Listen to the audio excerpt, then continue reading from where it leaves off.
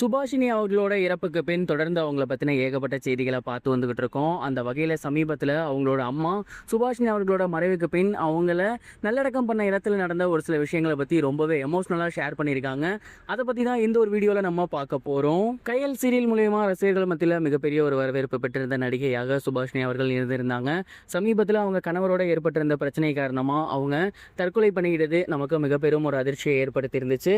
அதை தொடர்ந்து அவங்களோட உடலை நல்லடக்கம் பண்ணுறதுக்கு அவங்களோட சொந்த ஊரான ஸ்ரீலங்காவுக்கு தான் கொண்டு போயிருந்திருக்காங்க. அண்ட் அங்கே ரொம்பவே நல்லபடியாக அவங்களோட நல்லடக்கம் அப்படிங்கிறது முடிஞ்சிருக்கு. அண்ட் நல்லடக்கமான அந்த ஒரு இடத்துல ஏகப்பட்ட அமானுஷ்ய சம்பவங்கள் நடந்துச்சு அப்படின்னு சுபாஷினியோட அம்மா ஷேர் பண்ணியிருக்காங்க. குறிப்பாக அவங்க என்ன சொல்லியிருக்காங்க அப்படின்னா, சுபாஷினி ரொம்ப ரொம்ப தூய ஒரு ஆத்மா அப்படின்னு தான் சொல்லணும். ஏன்னா அவள் உயிருடன் இருக்கும்போது கோயில்களுக்கு அவ்வளோ ஆத்மார்த்தமாக போவா. எவ்ரி ஃப்ரைடே போயிடுவா, சாட்டர்டே போயிடுவா. இந்த மாதிரி அடிக்கடி அவள் கோயிலுக்கு போய்கிட்டே இருப்பா. அவள் நடிகை ஆனதுக்கப்புறமும் சென்னைக்கு போனதுக்கப்புறமும் தொடர்ந்து அவள் கோயிலுக்கு போகிறத வாடிக்கையாக வச்சுட்டே இருந்தா. அதனாலேயே அவளுக்கு கடவுளோட அனுகிரகம் அப்படிங்கிறது அதிகமாகவே இருந்திருக்கு அப்படின்னு தான் சொல்லணும். இதை நான் ஏன் சொல்கிறேன் அப்படின்னா, அவளோட உடலை எங்களோட சொந்த ஊரில் நல்லடக்கம் பண்ணதுக்கப்புறம் அந்த இடத்துல ஒரு சில அமானுஷ்ய விஷயங்கள் நடந்துச்சு. அமானுஷ்யம் அப்படின்னு சொல்கிறத விட தெய்வீக சம்மந்தப்பட்ட விஷயங்கள் நடந்துச்சு அப்படின்னு தான் சொல்லணும். அவளை நல்லடக்கம் பண்ண இடத்தை சுற்றி முழுக்க முழுக்க காக்கை கூட்டங்கள் கத்திக்கிட்டு இருந்துச்சு. அந்த இடத்துல மாடுகள் சத்தம் விட்டுட்டு இருந்துச்சு. இது மாதிரி கடவுள் ரீதியாக வணங்கக்கூடிய நிறைய உயிரினங்கள் அங்கே சத்தமிட்டு இருந்துச்சு. அந்த இடத்த சுற்றி வந்துட்டு இருந்துச்சு. ஆரம்பத்தில் இதெல்லாம் பார்க்க எங்களுக்கு ரொம்ப ரொம்ப கஷ்டமாக இருந்துச்சு.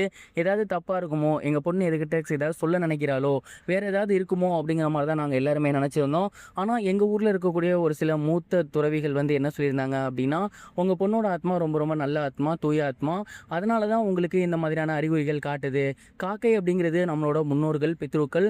அவங்க நம்ம இறந்த இடத்த வட்டம் போடுறாங்க அப்படின்னா அவங்க நல்லபடியாக சாந்தி அடைஞ்சிருக்காங்க அப்படின்னு தான் அர்த்தம்.